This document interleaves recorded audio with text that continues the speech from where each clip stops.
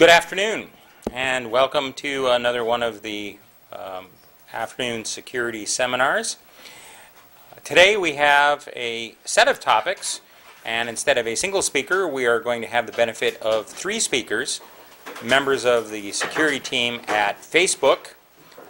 Mark, For, and Tim will present a set of topics to you about security, and Mark is an alumnus of the program, the precursor to the CERIAS program, the Coast Laboratory, from here at Purdue University, and is an example of what happens, well, maybe not an example, but a warning to others, and one that we're happy is here to present to you. So please welcome gentlemen from Facebook. Well, good afternoon, everybody. Thank you very much for coming along. As Spaff said, stealing part of my introduction, my name is Mark Crosby, and with my colleagues For and Tim, we're going to give you a story of two halves about Facebook, our culture around security and how we do it, and then we're going to illustrate that with a constructive example of how we solved a real challenge, and that'll kind of show you how we approach security. As Spaff said, I'm a former Purdue alumnus. I graduated in '95. with a master's degree from here, and despite his best efforts, this has led me to working for Facebook today. So, without further ado, what are we going to talk about? How do we protect 1 billion identities without losing too much sleep? If you think about it, Facebook as a company is tiny relative to the size of the user population. We have the data of over 1 billion people on our site, and yet we are a tiny company of only 5,000 people. How do we achieve that sense of scale while still allowing people to interact and for the site to evolve and grow and move quickly? And a large part of our security culture is built around that concept of getting out of the way, reducing friction, and making the right thing to do be the easy thing to do. One of the things that always amazes people is when they sit down and think of the scale of Facebook. It certainly amazed me when I joined a little over a year ago. I mean, most of us are used to thinking in terms of millions of things, but billions of people generating trillions of relationships between them, those are numbers that are really mind-boggling. Certainly when anyone ever talks about the number of servers and we get into hundreds of thousands, when we talk about logging data and we get into hundreds of petabytes, these are things for solutions that work in the small, which we define as for millions of people, just do not scale to the billions in sizes we deal with.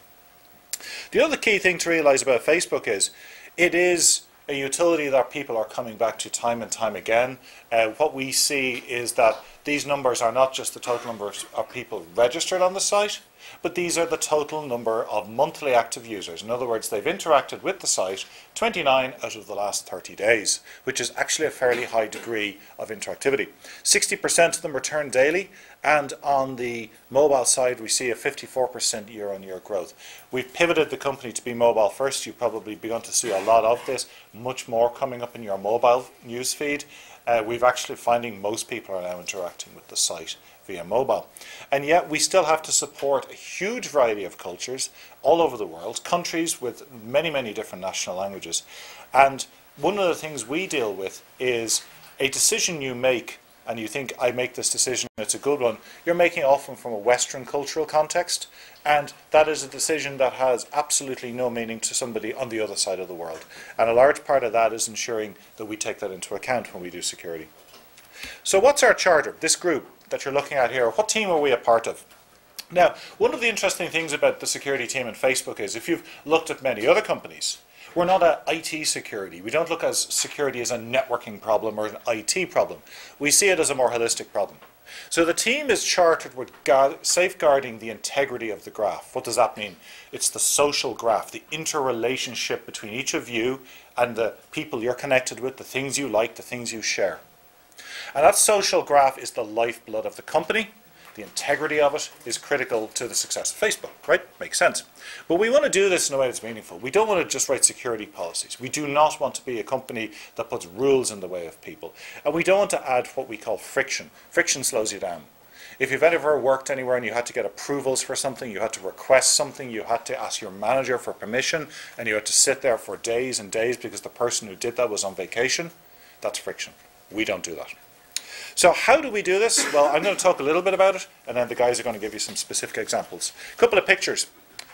We build data centers. We build our own, and the picture in the bottom right is a picture of our new data center in Sweden, a place called Luleå. It's about 100 kilometers from the Arctic Circle. It's the size of a couple of airport terminals, and will probably grow bigger. Our domain is very big and messy. We have hundreds of thousands of servers in a data center. We have network capacity that would boggle your mind. And yet, inside our company, people are free and able to do whatever they need to do to get their work done. How do we, as a security team, deal with the challenges of scale in a data center and yet freedom on our corporate network? That's one of the big things we deal with. The top left there, that's the population in the town of Luleå gathering on the ice. The river freezes over most of the year, and we're taking a big aerial picture of them, giving us a big thumbs up. The other thing is, while we have a very wide variety of kind of architectures and software and appliances on our corporate side, in our production side, we have pretty much open sourced our server design. You, if you were so bothered and you won the lottery, could go download the specs and build yourself your own Facebook data center. So it's all a fairly open design. But we think about security a bit differently. We don't want to put barriers in place. We don't want to talk about policies. We want to talk about real risk. And what we try and do is get the best people to design the solution. In a lot of companies I've worked for, the security team were seen as these wizards. They were off in their ivory tower. And every so often they emerged to make a pronouncement about a security policy or a piece of malware or a threat. Or they descended upon the product team to dispense their wisdom, saying, you are doing it wrong, no matter what you think. We're not like that. What we try and do is adopt a collaborative approach at working with other teams. You'll see that later when Tim and Ford talk as to how we rolled out this particular change, which on the face of it would make everybody's life difficult. But how did we achieve that without making their life difficult? And one of the key things is, as a global company, in the spotlight as we are, we're constantly under regulatory attention. So we want to exceed our obligations in those areas. Not just meet them, but exceed them. That's one area that I'm very involved in. Certainly from a data protection, privacy perspective, one area where we do a lot of work in our team. So, feel free to jump in with questions at any point. There's no problem with questions, whatever they may be. I'm just going to go through now what we see as our top information security risks, and where does that lead us to in our design. I'm going to wrap up after about 15 minutes of talking and then turn it over to these guys who are far more interesting.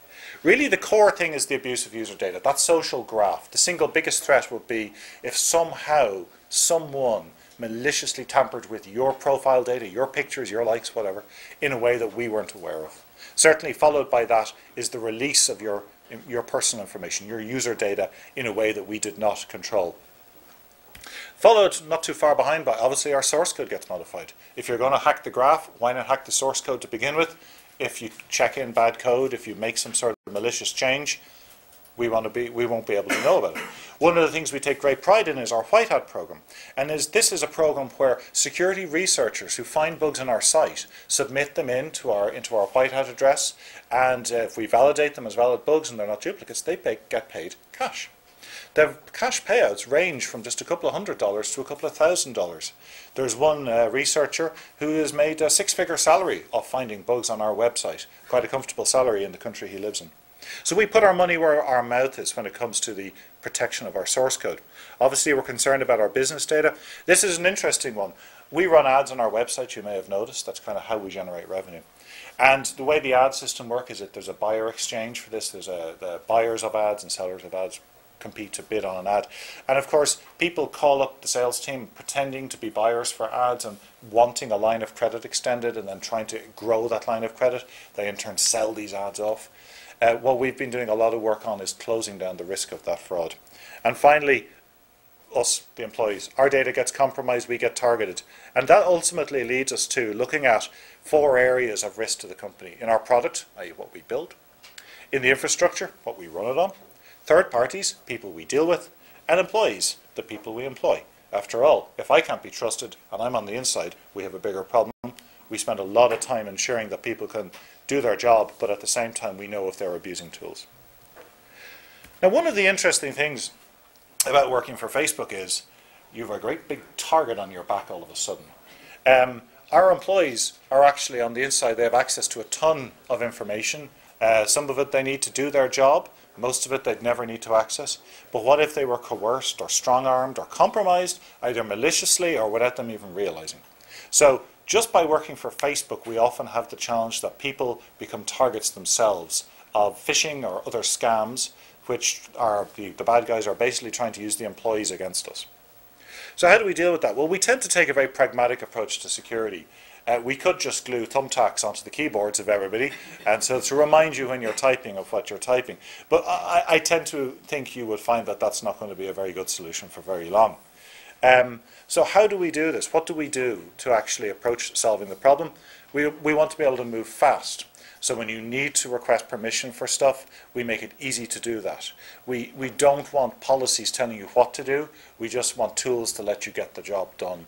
And one of the things that we find is because teams move so fast, we can never be a department of saying no. We have to be a department of saying, yes, you can do that, maybe just do it this way instead. So if you don't have access to things you need access to, we're going to find a way to make it happen so that you don't exceed your authority. Now, I've talked a bit about policies and I've talked about employees, and of course we're all familiar with awareness training, and yes, we'll do awareness training and all of our employees will be very, very up on security. Oh my goodness, that never works. I mean, the research shows that this does not work. You'll feel good about yourself and the people who are at the training will go, yay, you know, we got our metrics.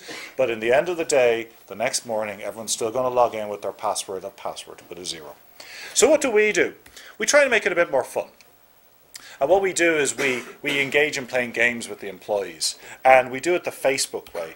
And so we try to simulate real-world attacks. We target our infrastructure, we target our employees. We have no losers. If you get hacked as part of this fun game we play, you win a t-shirt, you win a mug, you get stuff. And we call this Hacktober because we do it every October and it's Halloween themed, and people really look forward to this. It's gotten to the stage now in the company, this has become a real annual event for us. So for example, you know, people will be looking out for bizarre things showing up in their newsfeed, like finding a DVD with a load of design documents lying around, or you know, sketchy text messages appearing there saying, hey, try the new version of the Facebook mobile app. It's at fburl.com. You look, oh, okay. What you don't realize is the L's been rewritten to a 1 to fool you.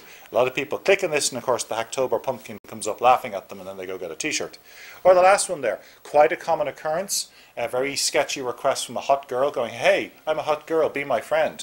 We get this all the time. On LinkedIn, on friend requests on Facebook, and it's people trying to target our employees, and Charlotte here was quite wise to it and said you're totally compelling and not totally legitimate and very compelling.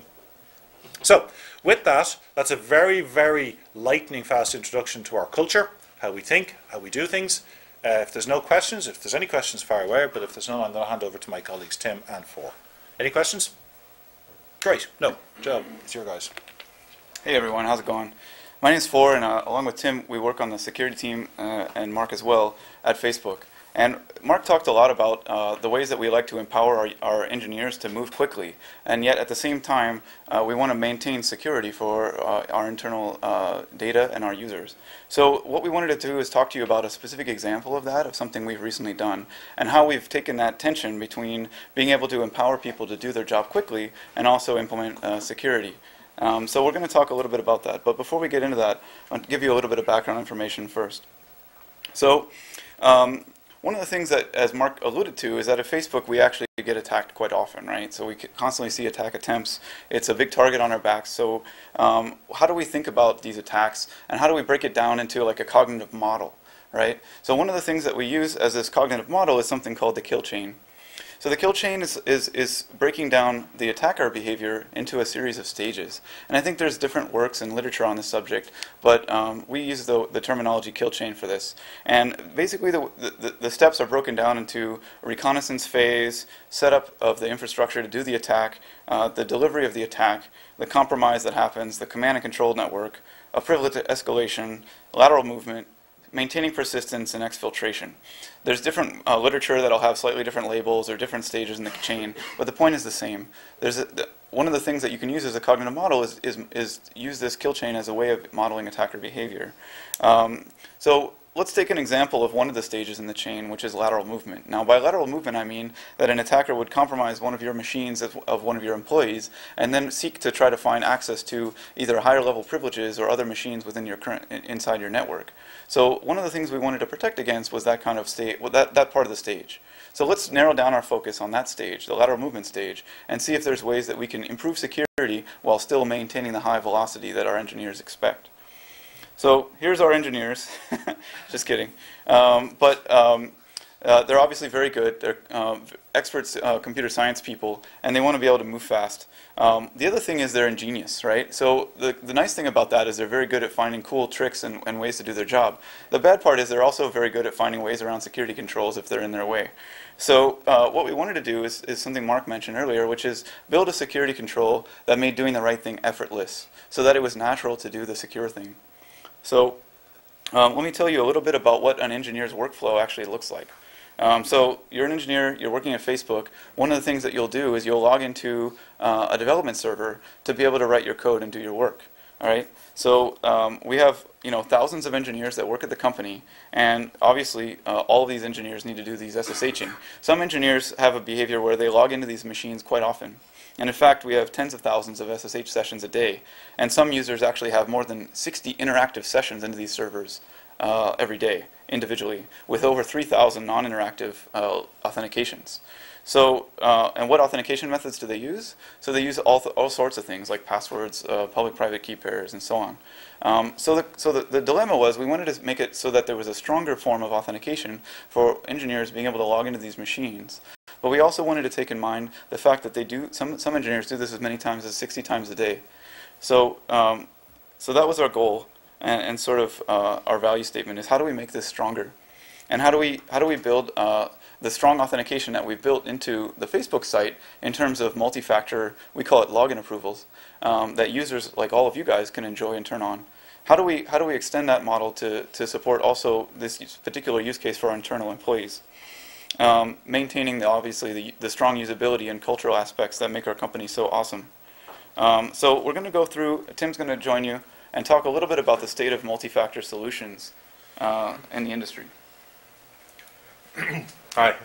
So basically, like, the first thing we have to do when figuring out how to deploy a second factor is to, like, figure out what our options are, right?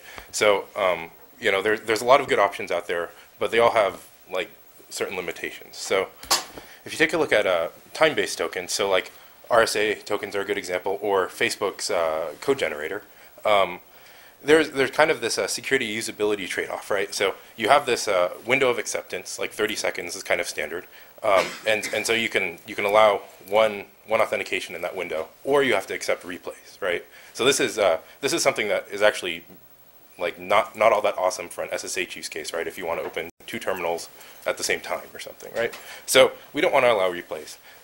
There are there are some pluses to a time-based solution, though, right? So synchronization is easy. Basically, there's some key material and a clock, and both sides just need to have that, right? So you don't end up ever out of sync. And they also basically work everywhere. So like all you need to do is be able to input a number. The usability, though, right? So I talked about like once every 30 seconds. The other part is if I'm using Facebook Code Generator on my phone, right? Lift up my phone, unlock my phone, get my passcode, right? That takes me about 10 seconds. Chances are I'll fumble my PIN number on my phone a few times too, right? It gets annoying.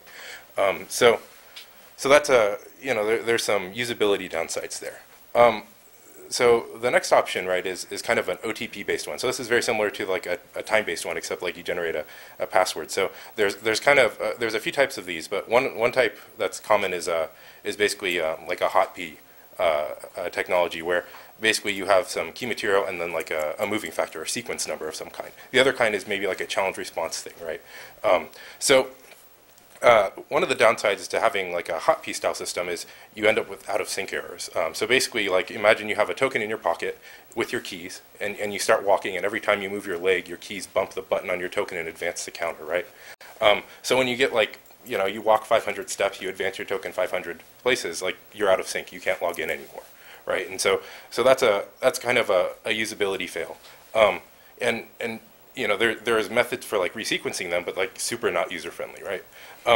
Also, these tokens are also kind of designed for infrequent use. So they're good for like VPNs and stuff, right? Where like you pull it out, you use it like for to authenticate for that one session that's very long lived. But they're not good where you're opening multiple SSH sessions, where like you would basically have to type in your 8-digit code like 10 times if you wanted to open 10 SSH sessions. But like the time-based tokens, they have generally good interoperability, right? All you have to do is be able to type in a number with your password, so or without your other auth method. So biometrics are so this is a fun option, right? But like there's extremely limited support on for various devices. So for example, like Mac laptops have no form of biometrics built into them. Most laptops don't, right? We're only now like this week seeing the introduction of first biometrics for phone, right?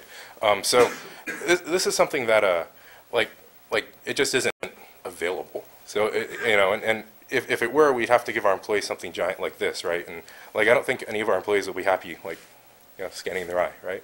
There's also some security problems with biometrics. So like there's been a lot of researchers who found like false acceptance rates, right?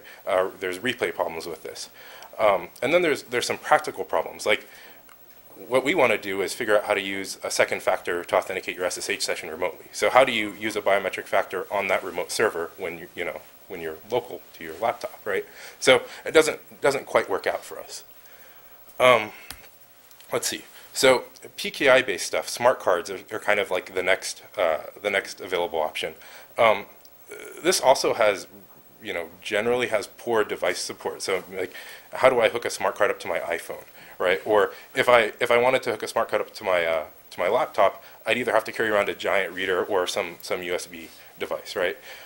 There's also some interesting problems with smart cards. Like I think it was a couple years back, Mandiant coined the term smart card proxy attack, right? And so this is basically like you can intercept, the way smart cards work is like you generally insert your smart card, you type a pin on your computer, right? And so a remote attacker can actually intercept that and then use your smart card without your knowledge, depending on how your smart card's set up, right?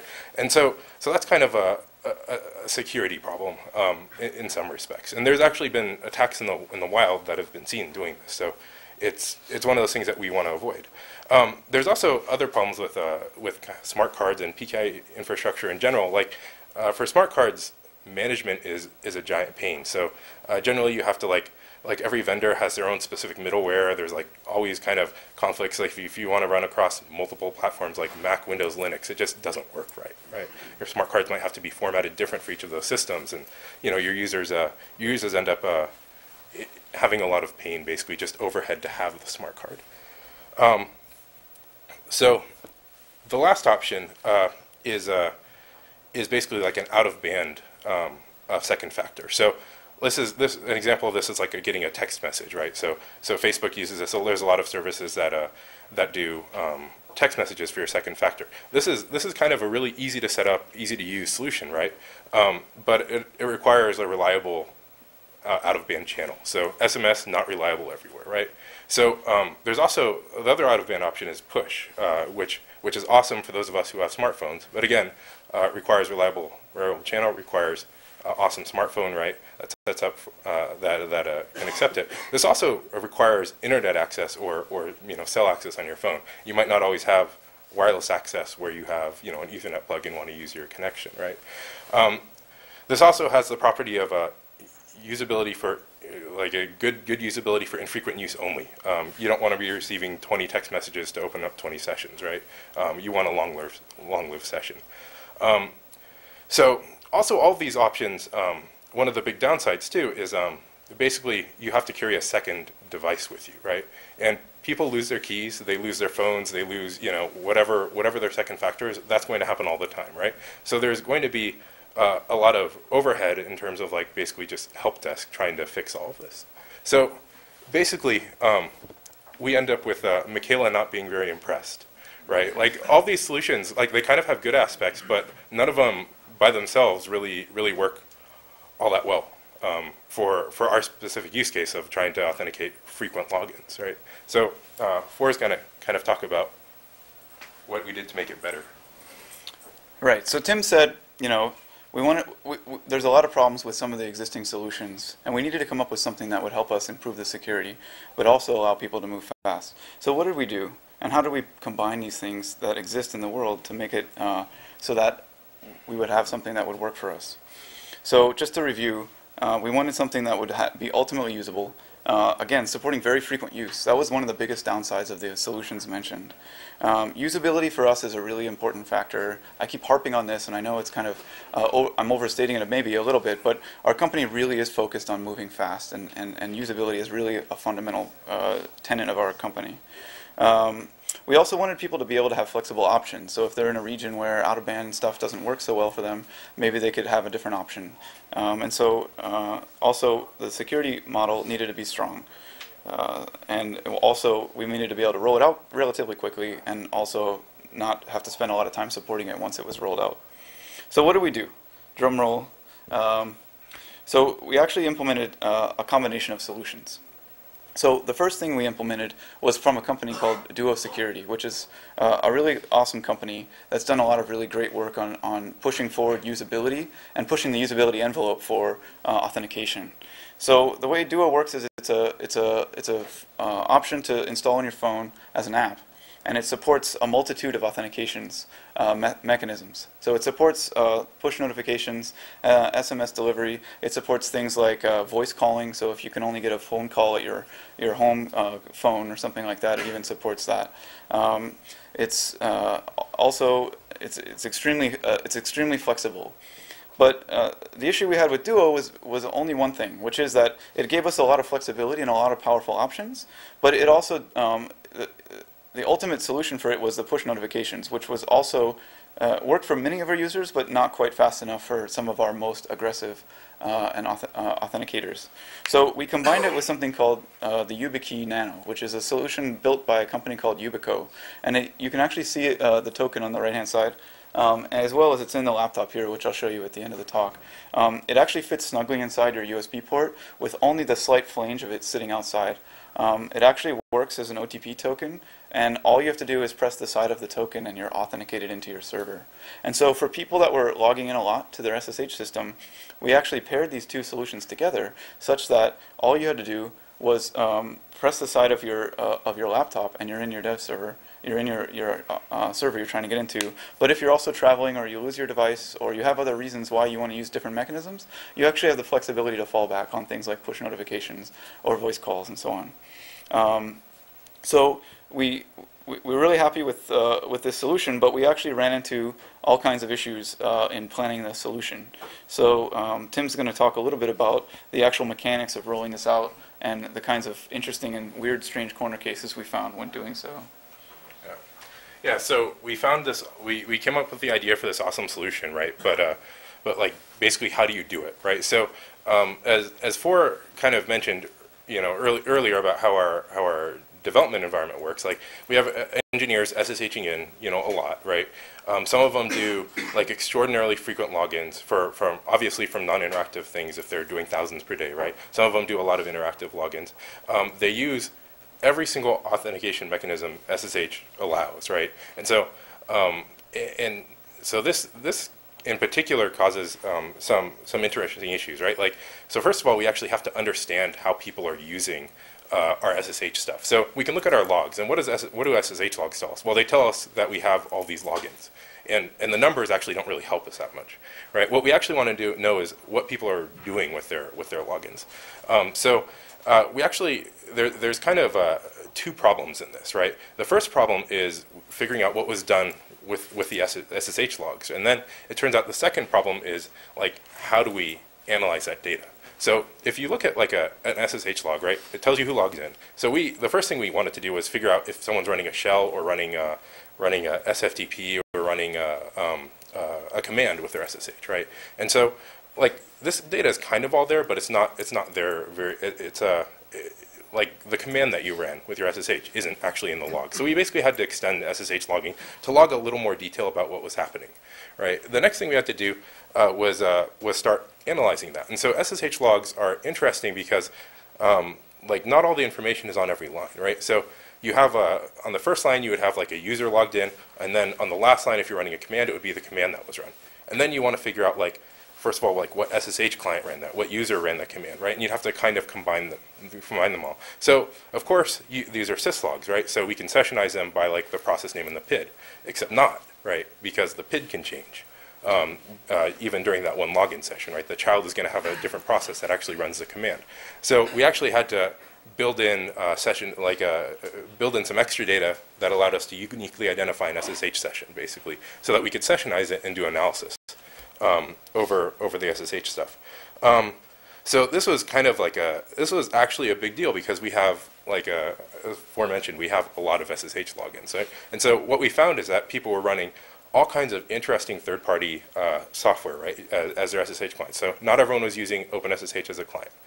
The other thing was people had a lot of custom scripts that they were using to log in. And then, let's see, the third thing was people were using SFTP a lot, right? And so the reason why these use cases are interesting is because if you look at scripts, right, generally scripts are run non-interactively. And so you actually want to support that functionality without having to have someone auth. Actually, I think I'm getting ahead of myself. Let me back up a little bit. There's also the problem of how do you do the multi-factor authentication in SSH, right? If you look at how SSH logins work, how you generally do multi-factor, right? You'd actually do it in the PAM stack where you can actually just prompt for multiple authentication methods or something. The problem is if we did that, we'd have to only use passwords. And passwords actually are something that add friction for our users, right? So some users who are maybe infrequent users, they don't mind. They type in their password, right? And then they'll go. But most of our users actually want to use either Kerberos or SSH certificates or SSH keys, right, to log in. So, like, basically, how do you marry that with the second factor?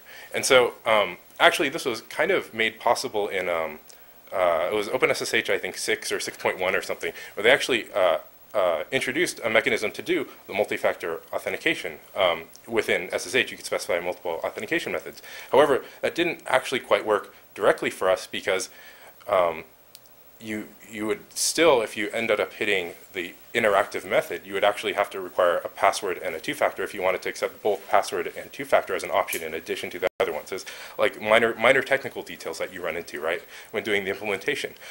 So what we actually did was with the help of Duo, we actually wrote like a separate keyboard interactive drivers, and like, so this is actually now in current version of OpenSSH, you can actually, easily sub in what subsystem you want to take an input from. So we can actually say, take your input from a password or take your info from Duo and stuff. And so with the help of Duo, we actually have some custom modules that do that as well. So anyway, so now we have the two-factor, the ability to log in with two-factor, right? But then going back to like the scripts and SFTP and stuff, it turns out that a lot of people have non-interactive usage. So scripts, there's actually only, thankfully, a handful of them, right? So what we actually did was tried to come up with a solution to run scripts, non-interactive scripts, safely without a second factor. So basically the idea is like, if you can define a small set of stuff, of activity that's safe, you can, like, then you don't actually need two-factor for everything, right? So we actually spun up a separate, another SSH on a different port that actually just had a whitelist of commands. So this introduces another problem of like, now you're whitelisting certain commands that can run non-interactively. First of all, like, how do you make sure they don't do dangerous things? How do you make sure that you're avoiding actual vulns in your whitelisting scripts that handle all that kind of stuff, right? So that's its own talk actually. The next thing was SFTP. So people, like, there's a lot of people who use SFTP clients, like the command line, right? SFTP OpenSSH client, and that works fine. But basically, there's a ton of third-party SFTP clients that just don't work. And so what I mean by don't work is, like, basically every single third-party software, and by third-party I mean SSH software that's not OpenSSH, not part of OpenSSH, right? They basically don't understand how to do a multi-factor auth, right? You have your options in the menus for authentication. You have password, or you have certificate, or public key or something, right? And basically that's it. So we actually had to find a workaround to allow SFTP access because a lot of developers needed this. So what we did was we spun up on yet another port, a non-interactive SFTP only session that provided a CH-rooted environment to a lot of the data. So what we actually wanted to avoid was things like a single factor login that allowed you to write to your .bashrc or something, right? So that allowed you to execute commands effectively with only a single factor. So we did basically a bunch of work to figure out how to set up that environment properly, and so it's worked out pretty well for our developers. So once we had all this kind of figured out, we went and beta tested it. Everyone basically was happy. We minor fixes on the edge case, right? And so then we decided to do it was time to do our larger rollout. There were some kind of painful, unexpected issues when we did the larger rollout. The first thing that we ran into was different keyboard layouts. So the YubiKey, this actual the text at the top of this Insanity Wolf meme is actually a YubiKey OTP. So a long string, right? Those work on QWERTY keyboards. They work on a handful of other layouts. They don't work on Dvorak. So turns out we have Dvorak users. Who knew, right? So then we had to scramble for that. And then it turns out it doesn't work on Colmac either, right? And so, and I had never heard of Colmac until we ran into people who apparently use it. So what we did for that was we basically decided that for some class of users, we couldn't use the this YubiKey token is OTP is actually using the YubiKey AES algorithm. It's actually has some properties that are a lot nicer than HotP. But we actually switched to using HotP for the users with Dvorak and Colmac keyboard layouts, right? And so that is a 8-digit thing. So the numeric numbers are the same. Like the scan codes for those are the same on nearly all keyboard layouts, except for programmer Dvorak, which I had never heard of before either. But yeah, those are all the special keys that you'd want for programming, not numbers. So that so there was some fun issues dealing with that and trying to help people debug what was wrong remotely when they didn't know to tell you that their keyboard layout was a problem, right? So the next problem we had was we call it exploding computers. So this is kind of a very unexpected and very sad issue for us. So one of our users accidentally put in his token backwards and upside down. So these tokens, they're very small nubs that sit very flush in the computer. If you really don't pay attention that much to it, it's pretty easy, and it's a little tight to force in backwards and upside down, but you can do it. And so what happened was shorted out machine, it like completely fried it, right? And it turns out this was a larger problem than just one person. It turned out like we had multiple people doing this. Now, most of the time, it just caused the computer to reboot. But there was a handful of cases where it just like completely fried the machine. So that's kind of a very depressing thing that we didn't anticipate. There's also SSH client config problems. So it turns out that basically we were relying server side on the clients being very accepting of the options that we required on the server. It turns out that most people on their SSH client, or not most people, but very many people, for whatever reason, put very restrictive SSH client configs. There might have been some like old documentation that they just copy and pasted into their SSH config file, and that basically broke logins. And the fun part about that is, generally speaking, people don't really understand what's going on when they SSH to systems, right? Like maybe if you're into security and you try and like understand everything that's going on, it's fine. But like normal engineers, the SSH is just a tool for them. They use it, it works, right? And so when it starts breaking, it just says the error message is fantastic, right? It just says authentication failed. And so then you have to kind of go through with people and walk through what the problem is, and so that takes a lot of support cost, right? Let's see. Weird SSH client behavior is actually another really fun issue that we ran into. So there's a lot of clients that, like I mentioned, I think before, that not all clients actually support the multi-factor prompting, right? But some clients, like, they seem to support it. They'll actually prompt you for a password, or like they'll somehow do like a SSH key auth and then prompt you for a password, and then people are just putting in their OTPs in that, right? And but the interesting thing is the failure condition of a lot of these clients was such that they basically like replayed that token over and over if the network got disconnected and it tried to reauth, right? Even if you said don't save password or something, it would still, and that would mean don't save password between different instances of this SSH client, right? Not don't save passwords like at all. So we ended up with a lot of people who replayed their tokens over and over and got locked out. And then there's a notification on that also turns into authentication failed SSH login message, right? So very, very difficult to actually kind of figure out root cause on this, right? You'd have to go and kind of understand how all the different auth layers work.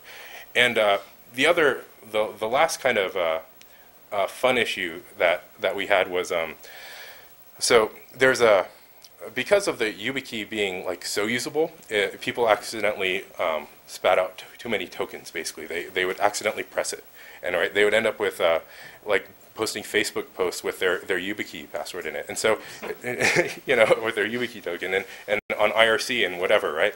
And so basically, we ended up with a whole. This is actually kind of a positive thing. People it became a meme basically within the company, right? People kind of thought it was extraordinarily amusing that we came up with a solution that was so usable, like they used it when they didn't intend to, right? So, that's I think that's kind of it. So that kind of covers everything everything we kind of went through in the rollout. There's actually a bunch of future work that I don't think I'll talk about, but like basically this kind of solves just the use case of SSH, right? But the interesting thing is like this isn't like universally applicable to all of our other multi-factor issues, right? Or internal authentication issues where we might want multi-factor. So there's still a lot of work to do on improving usability on different layers of the stack. So anyway, that's all.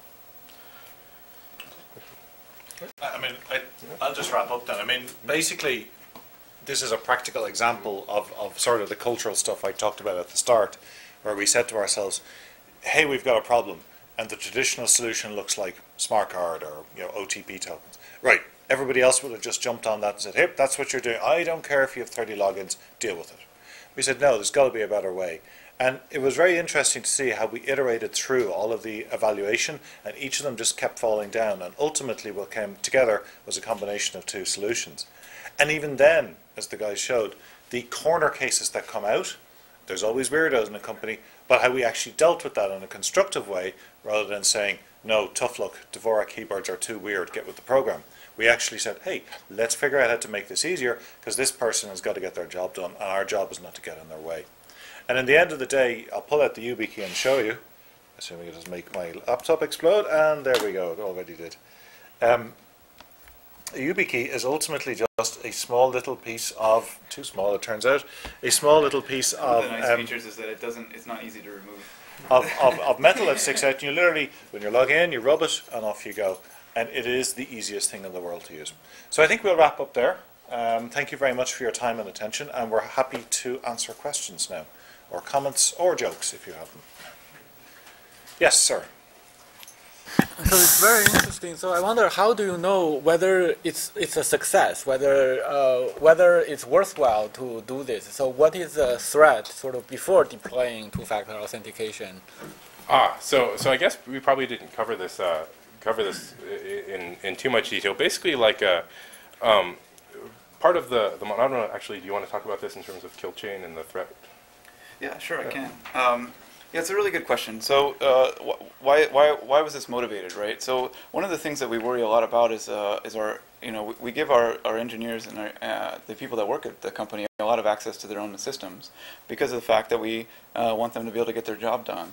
And one of the things we worry about in terms of the kill chain is a client compromise, a user compromise, right? That would then in turn lead to access to internal systems, right? We talked about in the beginning of the talk this notion of lateral movement, right? So this was really motivated by a lot of the attacks we've seen, we've worked on in the past in our lives, and we've seen attackers engage in this behavior where they will compromise a client machine and then move into things that you care about, places that are sensitive. And so this was really a place to make a barrier to try to mitigate that lateral movement into those systems that we were trying to protect. Does that make sense? Yeah, I mean, I basically, like most companies, we have like other multi-factor, like at our edge, for example, on VPNs, right? But internally, it's been something that it gets in the way. It's generally an item that you don't want to do because it is painful to use because of the usability issues that I discussed, right? So it was kind of one of those things that ended up being a point of where there was easy lateral movement without it. So that key is always there, but only when it's pressed, it actually enable authentication. Yeah, and so Yeah, it actually acts like a keyboard device, and so when you press it, it actually types like a keyboard. So that's how it works. yeah, and so the idea is that we have a high confidence of user presence, then, right? So our threat that we really care about is remote attacker in this case, and so it works out.